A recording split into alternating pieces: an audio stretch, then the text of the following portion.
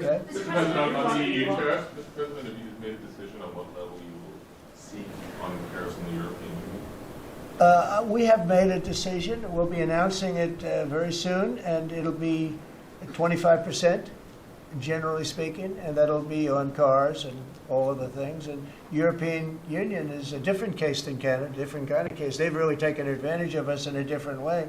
They don't accept our cars. They don't accept essentially our farm products. They use all sorts of reasons why not. And we accept everything of them, and we have about a $300 billion deficit with the European Union. Now, I love the countries of Europe. I guess I'm from there at some point a long time ago, right?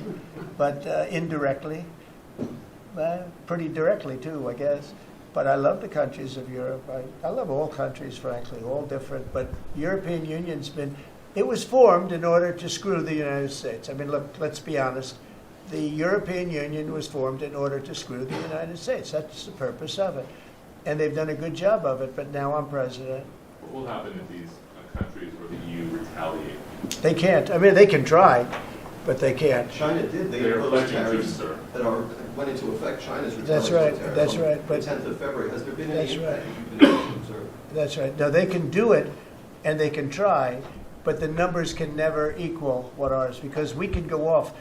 We are the pot of gold. We're the one that everybody wants, and they can retaliate, but it cannot be a successful retaliation, because we just go cold turkey. We don't buy anymore, and if that happens, we win. Are you talking to Eric Prince about privatizing deportations?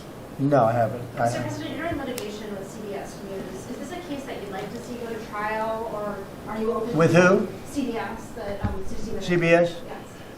Well, CBS did something that was amazing. Kamala was unable to answer a question properly, and they took the question that they asked and they inserted an answer. They gave her an answer.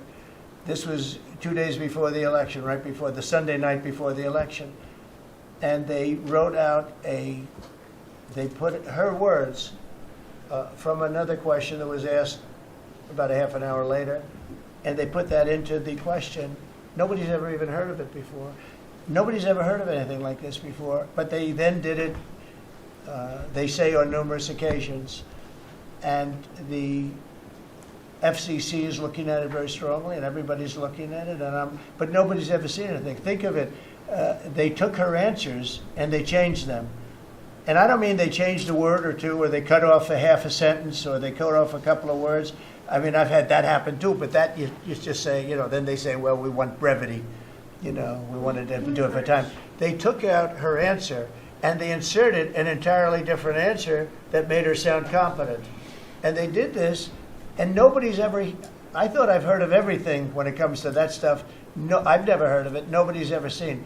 So we sued, and we are in discussions of settlement. What would the number be, like